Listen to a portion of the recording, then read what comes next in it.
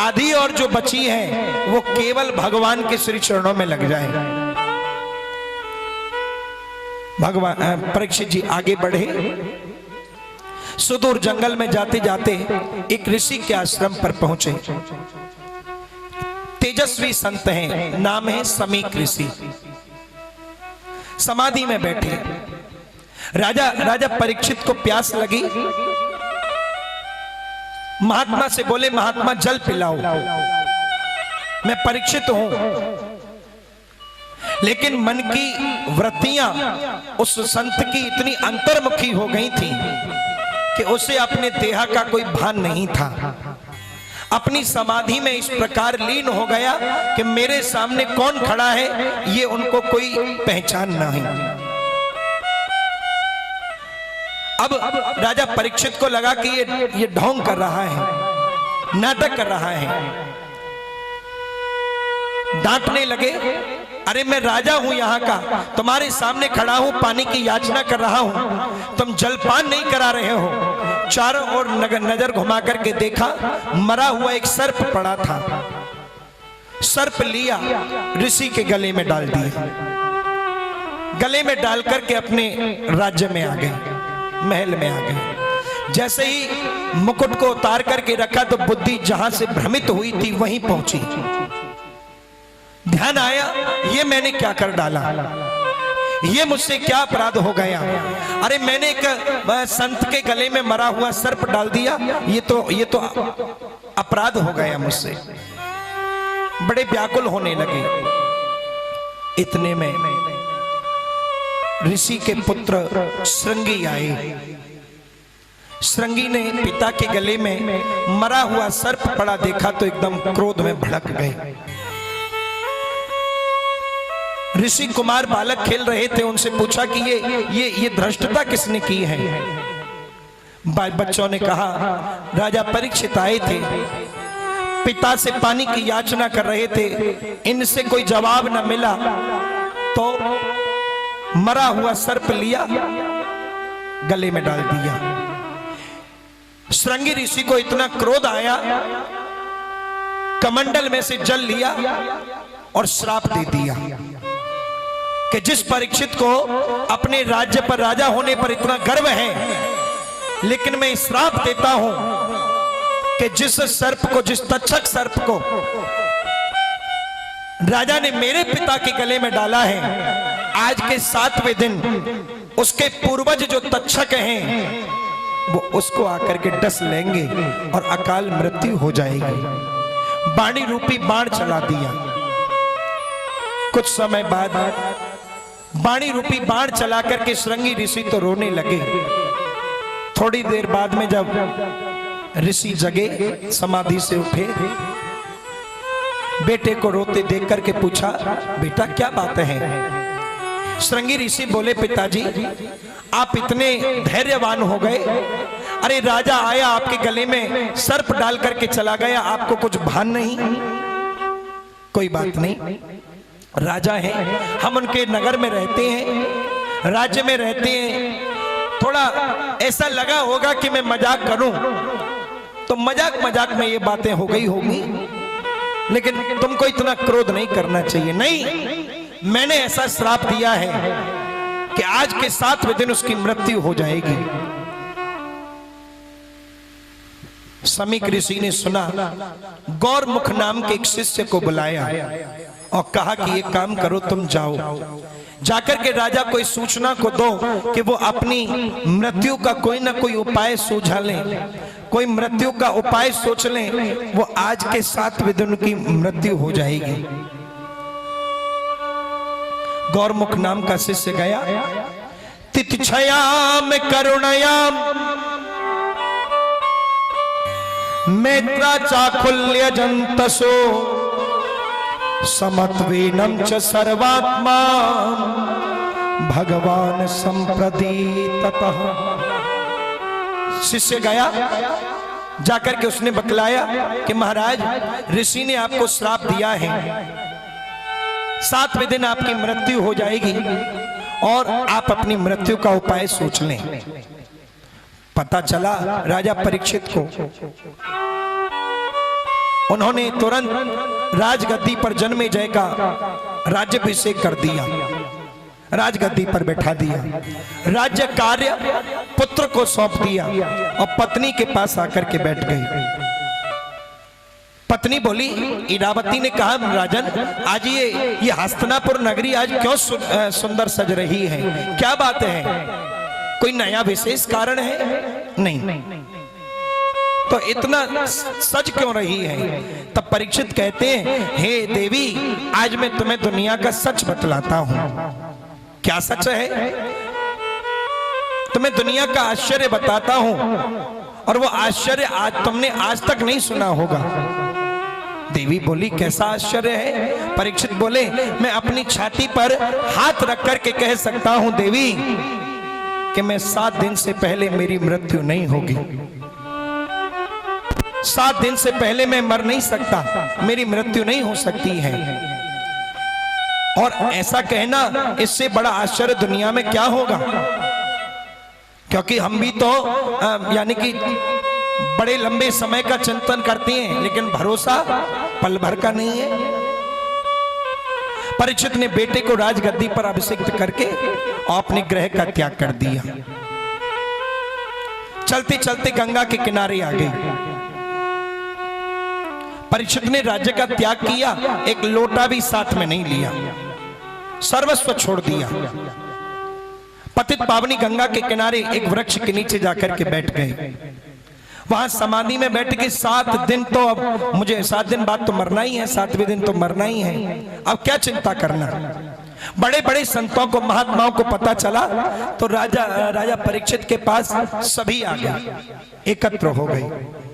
अत्रि, वशिष्ठ, चवन, गौतम, देवल, देवराज, दुर्वासा, अंगिरा, कश्यप, वामदेव सभी आकर के उपस्थित हो गए और कहने लगे, महाराजा राजन, हमने सुना है कि 7वें दिन तुम्हारी मृत्यु हो जाएगी, ये ऐसा श्राप मिला है? परीक्षित कहते, नहीं, श्राप नहीं मिला, वरदान मिला है। गिरिजा संत समागम सभा लाभ कछुआन। यदि वो ऋषि कुमार मुझे श्राप देता तो आप जैसे समस्त संत मुझे दर्शन देने के लिए यहां आते? अरे मैं जीवन भर अगर तुमको ढूंढूं तो तुम मुझे मिल नहीं पाओगे, लेकिन मुझे श्राप क्या मिला जो सब मुझको दर्शन देने यहां आ गए? ये मैं श्राप कैसे मानूं? ये तो मेरे लिए वरदान है। आप विचार करिए, तकरीबन 25,000 संत उपस्थित हो गए वहां।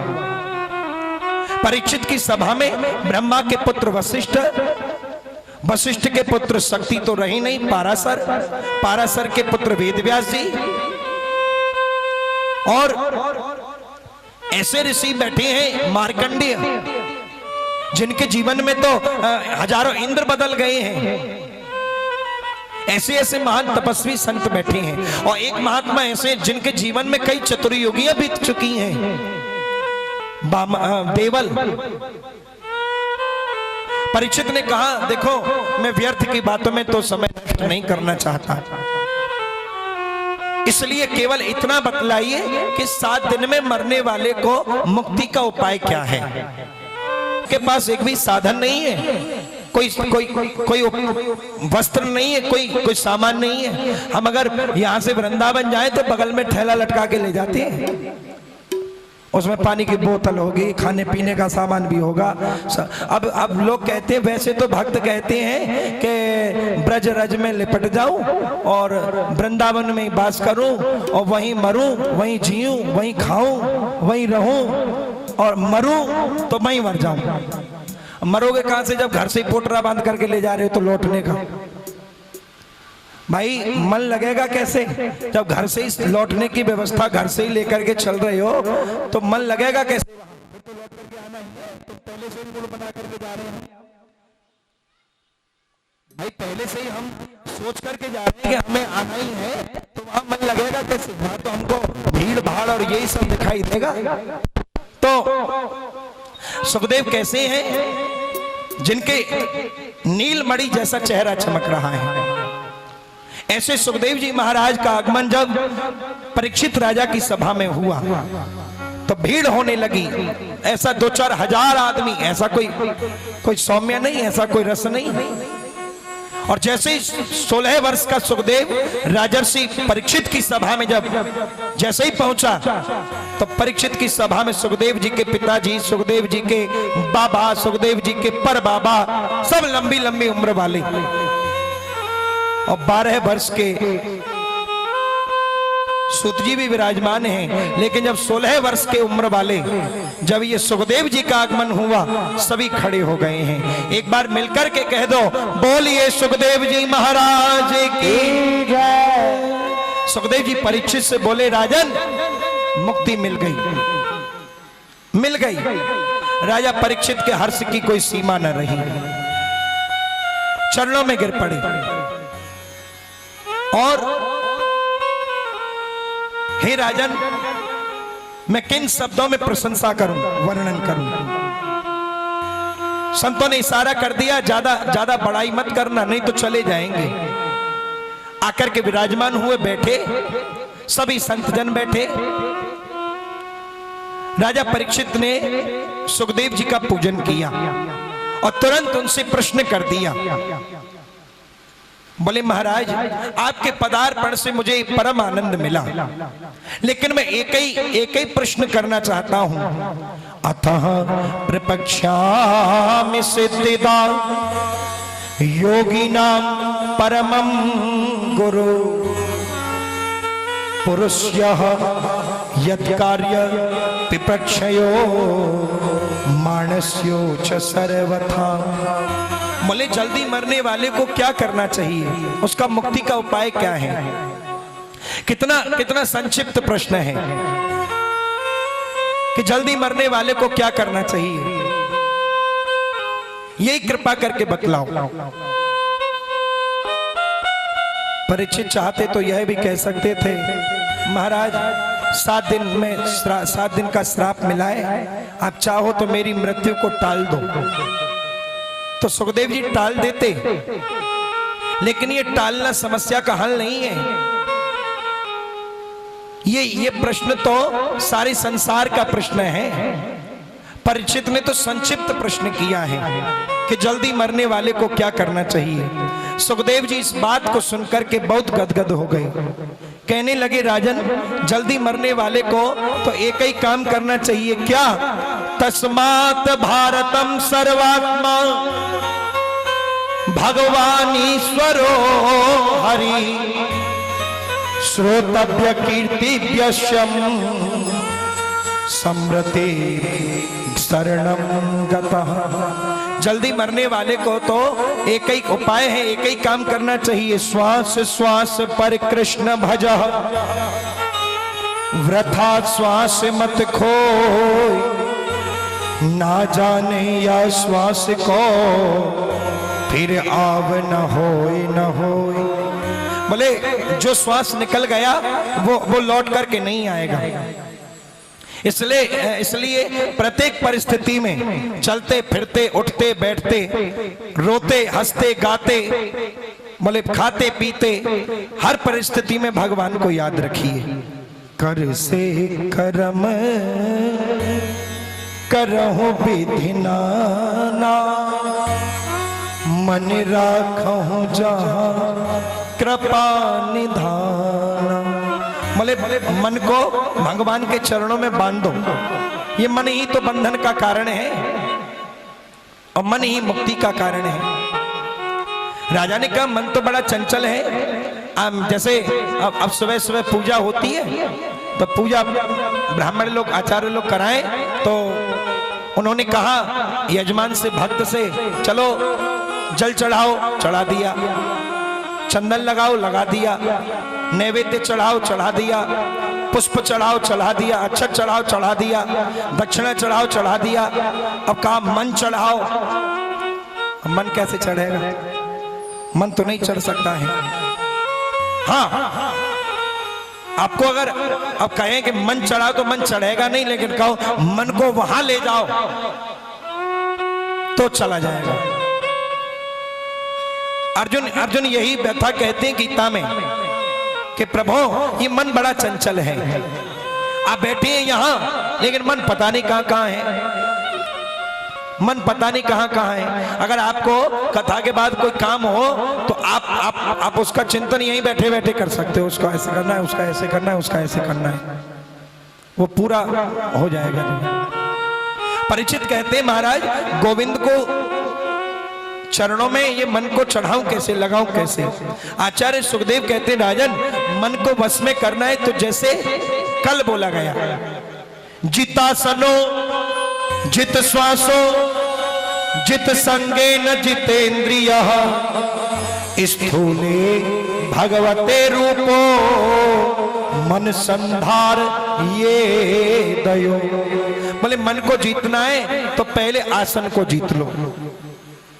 एक आसन पर बहुत देर तक बैठने की आदत, और उसका दूसरा उपाय है जित श्वास हो, जल्दी जग जाना, ब्रह्म मुहूर्त में जग जाना। जगने के बाद स्नान कर लेना। स्नान भी 3 प्रकार के हैं, उठना भी 3 प्रकार का ही है, मनुष्य, ऋषि और राक्षस। स्नान भी 3 ही है, मनुष्य, ऋषि और राक्षस।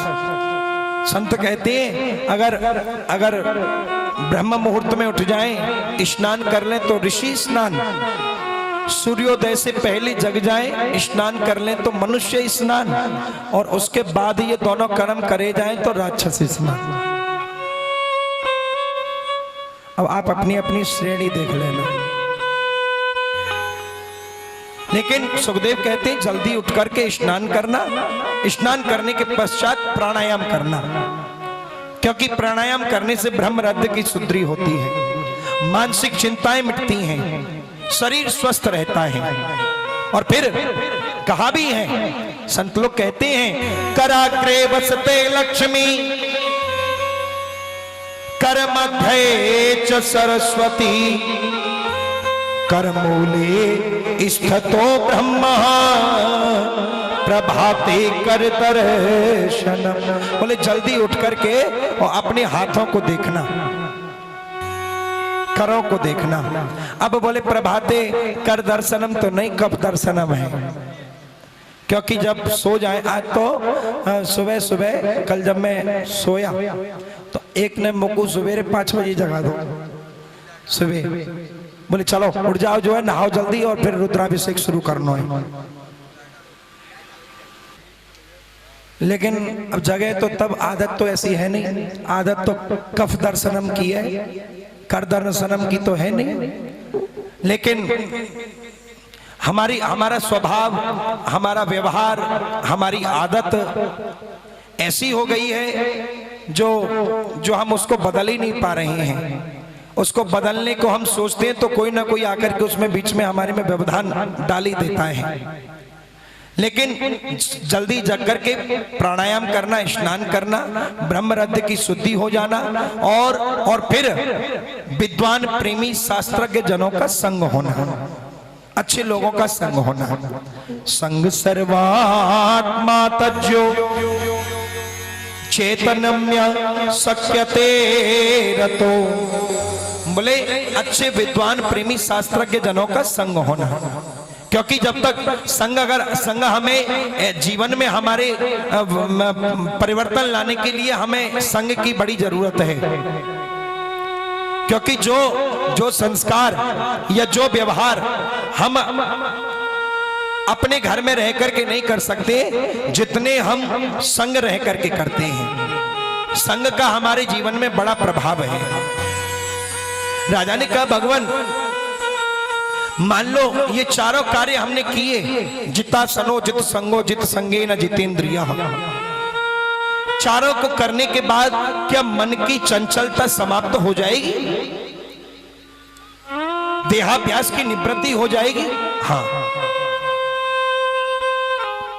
उसके बाद जब देहाभ्यास की निवृत्ति हो जाएगी तो सुखदेव कहते हैं राजन फिर परमात्मा का जब चिंतन आरंभ करोगे तो उनका दिव्य स्वतन होगा, उनका नाम लेने में फिर अलग आनंद प्राप्त होगा। राजा ने कहा भगवान सारी सृष्टि को परमात्मा बनाते कैसे हैं?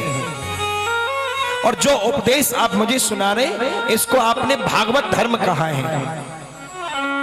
इस भागवत का उपदेश सबसे पहले नारायण ने ब्रह्मा को कैसे किया, मुझे बतलाओ। सुखदेव कहते हैं, राजन, एक बार परम ब्रह्म के मन में विचार आया कि मैं एक से अनेक हो जाऊंगा। तो पहले उस परम ब्रह्म ने जल का आयन किया, जल का निर्माण किया। संस्कृत को जल में, जल को नार कहते हैं। नार माने जल, जल माने नार। नार में नारायण ने अपना आयन बनाया, नाम पड़ गया नारायण। मकान बनाया रहने के लिए, शेषनाग के द्वारा जगह बनाई, भगवान उस पर विराम करने लगे, विश्राम करने लगे। और फिर जब भगवान आराम कर रहे हैं, उनकी नाभि में से कमल उत्पन्न हुआ, कमल में से ब्रह्मा प्रकट हुए। ब्रह्मा जी जब प्रकट हुए तो कमल के फूल के चारों ओर देख रहे हैं कि मैं कहां से प्रकट हुआ हूं। हर एक कमल के तंतु में प्रवेश करते हैं, कोई ऐसी जगह नहीं जो ब्रह्मा ने कमल में देखी ना हो, लेकिन उनको ये दिखाई ना दिया कि मैं कहां से आया हूं। तब ब्रह्मा जी को आदेश मिला कि हे ब्रह्मा, अगर तुमको अपने बारे में जानना है तो केवल तुम तपस्या करो। ब्रह्मा जी ने तपस्या की। भगवान श्री विष्णु प्रकट हो गए।